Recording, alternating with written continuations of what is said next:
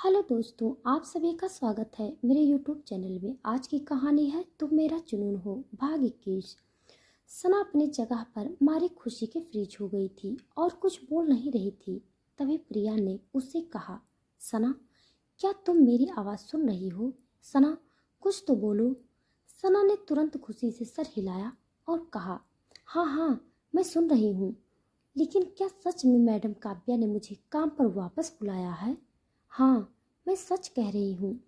प्रिया ने फ़ोन के दूसरी साइड से कहा, बहुत बढ़िया। सना काफ़ी खुश हो गई थी। असल में प्रिया ने उस फ़ोन करके बताया कि सना को एजेंसी में वापस बुलाया गया है और काव्या चाहती हैं कि सना उसके ऑफिस में काम करे। ये न्यूज़ सुनकर सना काफ़ी खुश हो गई और प्रिया भी उसके लिए खुश थी। कुछ ही दिनों में प्रिया के साथ सना की अच्छी दोस्ती हो गई थी। कुछ देर खुशी मनाने के बाद सना ने प्रिया से कुछ सोचते हुए पूछा, वैसे प्रिया, ये चमत्कार हुआ कैसे? मेरा मतलब, जब मैडम काव्या ने मुझे जॉब से निकाल दिया था, तब वो मुझे काम पर वापस क्यों चाहती हैं? प्रिया को भी ये बात समझ नहीं आई थी, लेकिन फिर उसने इस बात पर ज़्यादा गौर नहीं किया और कहा, सना, इससे क्या फ़र्क पड़ता है कि काव्या ने तुम्हें जॉब पर वापस क्यों रखा? फ़र्क इस बात से पड़ता है कि अब तुम जॉब पर वापस आ रही हो, तो तुम्हें जल्द से जल्द बड़ी खबर लानी होगी। वो मोहित रायजादा के बारे में हो या फिर कोई दूसरा बड़ा सेलिब्रिटी। प्रिया की बात सुनकर सना ने भी उसकी बातों से सहमति जताई।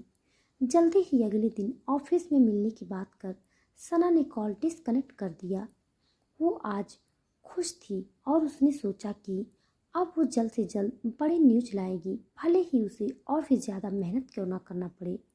दूसरी तरफ करीम अपने ऑफिस में था और उसने अपने काम खत्म कर लिए थे और इस समय उसकी मीटिंग मोहित रायजादा के साथ थी। करीम अपने केबिन में मोहित का इंतजार कर रहा था। मोहित की कार सीक्रेटली कंपनी के पार्किंग एरिया में रुकी और मोहित कार से बाहर आया। उसने अपने आप को मास्क से ढक रखा था। उसके साथ उसके गार्ड्स भी थे जो उसके साथ चल रहे थे। पार्किंग एरिया से ही मोहित ने प्राइवेट एलिवेटर लिया और 12 फ्लोर का नंबर दबा दिया। इस फ्लोर पर करीम का ऑफिस था। कुछ देर बाद जब मोहित 12 फ्लोर पर पहुंचा तो विहान ने मुस्कुराकर उसका स्वागत किया और कहा, वेलकम मोहित सर। कैसे हो विहान, सब ठीक तो है? मोहित ने विहान को देखकर मुस्कुराते हुए पूछा। मैं ठीक हूँ सर, आज आपसे मिलकर अच्छा लगा। विहान ने भी मुस्कुराकर मोहित के साथ चलते हुए कहा, हाँ भाई, तुम्हें तो अच्छा लगेगा ही, लेकिन देखना ये है कि तुम्हारे खड़ूस बॉस को खुशी होती है या नहीं। मोहित ने मजाकिया अंदाज में कहा और हंस पड़ा।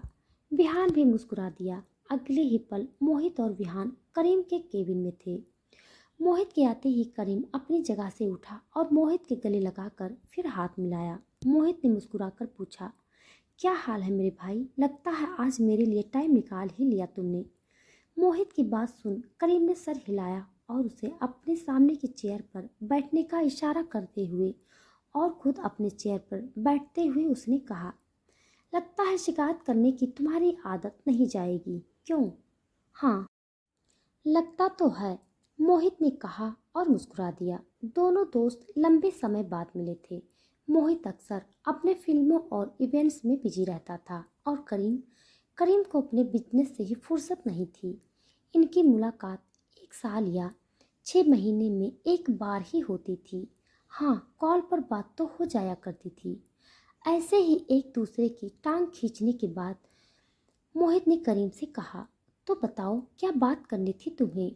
मोहित की बात सुनकर करीम ने सर हिलाया और फिर बिहान को किसी जरूरी काम के लिए वहां से भेज दिया। बिहान के वहां से जाने के बाद करीम ने सर हिलाया और मोहित से पूछा, भाभी को साथ नहीं लाया? नहीं, जैस्मीन आजकल बिजी है। असल में वो अपने न्यू ऑडिशन की तैयारी कर रही हैं। उसे इतनी मेहनत करता देख मुझे काफ़ी अच्छा लग रहा है, मोहित ने करीम को बताया। करीम ने सर हिलाया और मुस्कुरा दिया। करीम असल में मोहित से सना और अनाया के बारे में बात करना चाहता था, लेकिन अब उसने इस बारे में कोई बात नहीं की क्योंकि करीम अब अपना फैसला ले चुका था। करीम और मोहित देर तक बातें करते रहे और फिर मोहित ने कहा, तो मुझे लगता है कि मुझे अब निकलना चाहिए। इतनी जल्दी? करीम ने उससे पूछा। उसने टाइम देखा तो रात के 8 बजने को थे। करीम की बात सुनकर मोहित ने हंसते हुए कहा, भाई तेरी शादी नहीं हुई है तो तू नहीं समझेगा। खैर, मेरे घर पर तो कोई मेरा इंतजार कर रहा होगा, मैं अब चलता हूँ। अपनी बात कहकर मोहित तो चला गया, लेकिन मोहित की कहीं बात करीम को लगी। उसके मन में ख्याल आया कि उसकी पत्नी सना भी उसका इंतजार कर रही होगी। सना का ख्याल आते ही करीम ने सोचा कि उसे भी अब घर जल्दी जाना चाहिए, लेकिन फिर उसे याद आया कि सना भला उसका इंतजार क्यों करेगी। वो तो सुबह घर छोड़कर जाने की बात कर रही थी। इस बारे में सोचते हुए करीम ने घर जाने का प्लान छोड़ दिया और अपना काम करने लगा। अब रात के 11 बज चुके थे और सना करीम के आने का इंतजार कर रही थी, लेकिन जब करीम नहीं आया तो सना का मन मायूस हो गया और उसने सोचा, हो सकता है करीम अनाया के साथ होगा। आखिर अनाया ने उसके लिए ही अपनी जान देनी चाहिए थी। सना ने सर हिलाया और अगले दिन जल्दी उठने के लिए जाकर सो गई। अगली सुबह जब सना की नींद खुली तो उसने देखा करीम नहीं आया था। सना ने अब करीम पर ध्यान न देते हुए खुद के काम पर ध्यान देना जरूरी समझा और चली गई रेडी होने। कुछ वक्त बाद सना रेडी होकर नीचे आई, नाश्ता किया और जल्दी से अपने ऑफिस के लिए निकल गई। ऑफिस जाने से पहले ही सना ने बहुत सारी खबरों पर नज़र डाली और ज़्यादा से ज़्यादा सेलिब्रिटीज़ और इवेंट्स के बारे में पता किया, ताकि कहीं न कहीं से वो कुछ तो न्यूज निकाल सके। सना जब ऑफिस पहुंची और अंदर गई तब काव्या और उसका पति अभिषेक दोनों सामने थे। उन दोनों को देखते हुए सना ने काव्या और अभिषेक को गुड मॉर्निंग कहा। सना को देखते ही काव्या का मन खराब हुआ। उसने जबरदस्ती मुस्कुराते हुए सना की बेइज्जती करते हुए कहा, आ गई तुम? एक बार फिर लेट। मानना पड़ेगा सना, तुम काफ़ी बेहया लड़की हो और तुम में शर्म तो एक पैसे के भी नहीं है। खैर, अब जब तुम आ गई हो तो अपनी शर्तों को भूल मत जाना, समझी? इतना कहते हुए काव्या वहां से चली गई। काव्या के जाते ही अभिषेक ने सना से कहा, चिंता मत करो, काव्या दिल से बुरी नहीं है, इसीलिए तो उसने तुम्हें वापस काम पर बुला लिया है। जी सर। सना ने सर हिलाया। तभी अभिषेक ने उसे ऊपर से नीचे तक देखते हुए कहा, वैसे सना तुम काफ़ी खूबसूरत हो। सना ने देखा अभिषेक उसे बुरी नज़रों से देख रहा था। सना ने जल्दी से कहा, सर मुझे काम पर जाना चाहिए। इतना कहते हुए सना वापस केबिन की ओर जाने को ही वाली थी कि तान्या उसके सामने आ गई। उसने अभिषेक को सना की तारीफ करते सुन लिया था। तान्या को देख सना साइड से जाने को हुई तो तान्या ने उसका रास्ता रोक लिया और मुस्कुराते हुए कहा, क्या बात है, तुम वापस आ गई? क्या तुम जानना नहीं चाहोगी कि मैडम काव्या ने तुम्हें यहाँ क्यों बुलाया है? नहीं, मुझे ये जानने में कोई इंटरेस्ट नहीं है और तुमसे तो बिल्कुल भी नहीं, सना ने तान्या से कहा और वहाँ से चली गई। सना के जाते ही तान्या मुस्कुराने लगी और बुदबुदाई, मछली जाल में फंस तो रही है, देखते हैं बकरी की माँ कब तक खैर मनाएगी।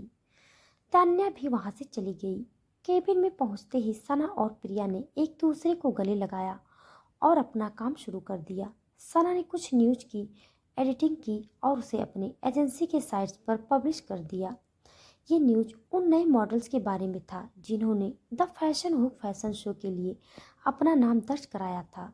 ये न्यूज कहीं से भी सना की तरफ से सना की न्यूज एजेंसी के लिए खास नहीं था, लेकिन सना के लिए था, क्योंकि इस मॉडल्स के नाम में जैस्मिन का भी नाम था और जैस्मिन के बारे में सना ज़्यादा से ज़्यादा आर्टिकल लिखना चाहती थी ताकि उसकी दोस्त जैस्मिन को लोग पहचान सकें और उसे जान सकें। सना ने आर्टिकल का हेडलाइन बनाया और लिखा, जानिए कौन है द फैशन हो कंपटीशन के दावेदार, जैस्मिन या फिर कोई और सितारा?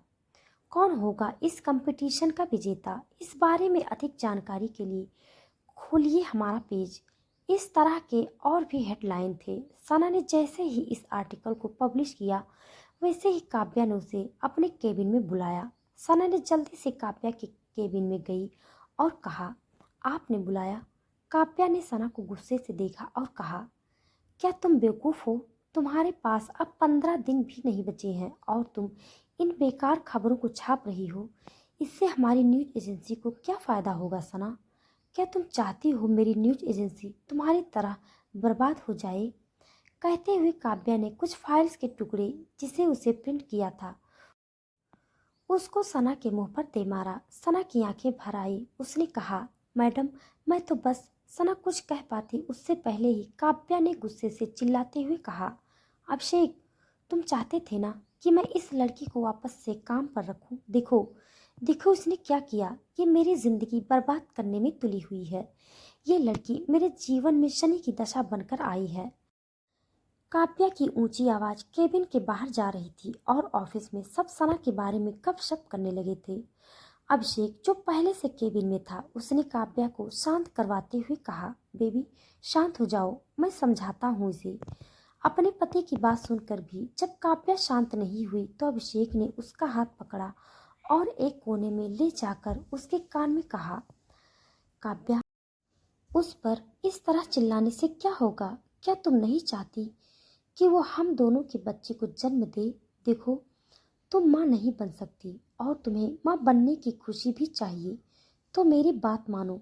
ये लड़की खूबसूरत है और जब ये बच्चे को जन्म देगी तब वो बच्चा भी सुंदर होगा और तुम एक सुंदर बच्चे की माँ बन पाओगी। काव्या ने अपने पति अभिषेक की बात सुनी और सोचने लगी। ये सच था कि उसे माँ बनने की ख्वाहिश थी, लेकिन वो माँ नहीं बन सकती थी। इसीलिए उन दोनों ने मिलकर प्लान बनाया था कि एक रात के लिए अभिषेक किसी सुंदर लड़की के साथ रात बिताएगा और फिर उस लड़की के बच्चे को वो लोग पैसा देकर खरीद लेंगे। काव्या इस बात से इनकार नहीं कर सकती थी कि सना सुंदर नहीं थी। काव्या ने अपना सर हिला दिया और शांत हो गई, जबकि अभिषेक के मन में सना के साथ रात बिताने का ख्वाब घर करने लगा। उधर सना उन दोनों की तरफ देख रही थी। अभिषेक के समझाने पर काव्या ने एक लंबी सांस ली और फिर वो दोनों वापस से सना के पास आकर खड़े हो गए। काव्या ने सना को चिढ़ते हुए देखा और गुस्से को शांत रखते हुए कहा, सना, एक आखिरी बार है जब मैं तुम्हें माफ़ कर रही हूँ। आगे से इस तरह की वाहियात न्यूज़ नहीं पब्लिश होनी चाहिए, क्योंकि इस तरह की न्यूज़ से हमारे चैनल को और हमारी एजेंसी को कोई फ़ायदा नहीं होने वाला है, समझी? जी। सना ने सर झुकाए हुए सर हिलाया। उसे इस तरह सर झुकाए देखकर काव्या को कुछ अच्छा महसूस हुआ और उसने कहा, ठीक है, अब तुम जा सकती हो। इतना कहने के साथ ही सना तुरंत वहां से चली गई। अपने केबिन में आकर सना बैठ गई और अपनी डबडबाई आंखों से अपने कंप्यूटर स्क्रीन को देखा। प्रिया उसकी तरफ ही देख रही थी और सना प्रिया से अपनी नज़रों को छुपा रही थी। कुछ देर बाद प्रिया सना के पास आई और उसके सामने बैठते हुए पूछा, क्या कहा उस कमीनी काव्या ने तुम्हें? कुछ खास नहीं, सना ने अपनी नज़रों को दूसरी तरफ करते हुए कहा। प्रिया ने कुछ आगे नहीं पूछा, बल्कि उसने बताया कि आज उन दोनों को फिर से न्यूज़ की तलाश में बाहर जाना चाहिए। सना भी इसके लिए तैयार थी। सना और प्रिया दोनों ऑफिस से बाहर निकली और प्रिया ने कंपनी की कार ड्राइव करनी शुरू की और सना उसके बगल में बैठ गई। लगभग आधे घंटे बाद वो दोनों एयरपोर्ट के बाहर थी, क्योंकि सना को खबर मिली थी कि आज यहाँ पर ईशान कपूर आने वाला है। वो अपनी फिल्म की शूटिंग के लिए लंदन गया हुआ था। सना और प्रिया दोनों फटाफट कार से बाहर निकलकर अपने कैमरे के साथ तैयार थी। वहाँ और भी न्यूज एजेंसी के लोग और पेपर जीज थे। उन सबके भीड़ को देखकर सना ने मुंह बनाया और कहा, क्या इस भीड़ में हम ईशान कपूर की फ़ोटो ले सकते हैं? हम क्यों नहीं, ट्राई तो कर सकते हैं ना? प्रिया ने कहा। उसकी बात सुनकर सना मुस्कुराने लगी और फिर उसने कहा, तुम समझी नहीं प्रिया, असल में मैं मिस्टर ईशान कपूर की बहुत बड़ी फ़ैन हूँ। मुझे इनके साथ एक पिक्चर क्लिक करने का बहुत मन है, ताकि मैं अपने सोशल मीडिया अकाउंट पर ये पिक्चर डालकर शो ऑफ कर सकूं। सना की बात जैसे ही प्रिया ने सुनी हंसने लगी और फिर उसने हंसते हुए कहा, फिर तो ये नामुमकिन है। ईशान कपूर टॉप के एक्टर हैं और उनके फैंस भी यहाँ मौजूद हैं। लेकिन तुम भी जानती हो ईशान कपूर कभी भी अपने फैंस के साथ फ़ोटोज़ क्लिक नहीं करवाते हैं। हाँ, तुमने तो सही कहा। मेरा ये सपना तो बस सपना ही रह जाएगा। ये ईशान कपूर खुद को क्या समझते हैं? सना ने मुंह बनाया और मन में सोचा, क्या कपूर खानदान के खून में ही एरोगेंस है?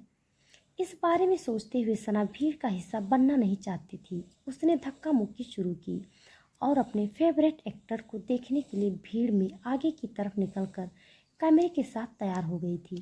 प्रिया भी जस्ट उसके बगल में थी और वो भी कैमरे के साथ तैयार थी। तभी वहाँ पर अचानक से फैंस का शोर सुनाई देने लगा। सना ने देखा एयरपोर्ट के अंदर से ईशान कपूर, जो देखने में काफ़ी हैंडसम था और जिस पर हजारों लड़कियां अपना दिल कुर्बान करने को तैयार थी। वो अपनी आंखों का काला चश्मा चढ़ाए स्टाइल से आ रहा था। वो उस भीड़ के सामने से गुजरने वाला था। ईशान के बॉडीगार्ड उसके अगल बगल में थे और उसके साथ चल रहे थे। ईशान को देखकर सना भी खुश हो गई थी और उसने अपना कैमरा उठाया ही था कि तभी भीड़ में से किसी ने उसे धक्का दिया। उसकी वजह से सना लड़खड़ा गई और उसके हाथ से कैमरा छूट गया। सना अपने आप को संभाल नहीं पाई और वो गिर गई। लेकिन सना ने महसूस किया कि किसी मजबूत हाथ ने सना को संभाल लिया था। सना ने अपनी आंखें खोली तो पाया कि जिसकी वो फैन थी वो उसके ठीक आंखों के सामने था और उसे ही घूर रहा था। ईशान ने सना को अपनी बाहों में थाम लिया था और उसकी तरफ भाव शून्य नजरों से देख रहा था। सना थोड़ी झुकी हुई थी और ईशान उसको पकड़े हुए उसकी तरफ हल्का सा झुका हुआ था। उसने बस उसे बचाने की कोशिश की थी। उसी वक्त वहाँ जितने भी कैमरे थे उन सबकी फ्लैश लाइट जल उठी थी और लगातार पिक्चर क्लिक करने की आवाज़ें आ रही थी। सना ने तुरंत खुद को संभाला और ईशान से दूर होकर खड़ी हो गई। ईशान भी अब सीधा खड़ा हो गया था। सना डर गई थी और अब वो नर्वस भी हो रही थी। ये दूसरी बार था जब सना अनजाने में ही ईशान के सामने आ गई थी। सना ने डरते हुए अपनी घबराहट को छिपाते हुए कहा, आई आई एम सॉरी सर, मैं गलती से गिर गई। अपनी बात खत्म करते हुए सना फटाफट से वहां से भागने के लिए प्रिया भी उसके पीछे गई। ईशान ने एक नज़र भागती हुई सना की ओर देखा और वापस अपने रास्ते चला गया। जब वो अपनी कार में बैठा तब उसने कार से सर निकालकर एक बार सना की तरफ देखा जो दूर एक कार के पास खड़ी थी। उस तरफ देखते हुए ईशान हल्के से मुस्कुराया और फिर उसने अपने असिस्टेंट से कहा, क्या तुम मुझे इस लड़की की डिटेल्स दे सकते हो? असिस्टेंट ने सना की तरफ देखा और कहा, श्योर सर, मैं पता करता हूँ। तो दोस्तों आज के लिए बस इतना। इसके आगे का भाग जानने के लिए आप हमारे साथ बने रहिए।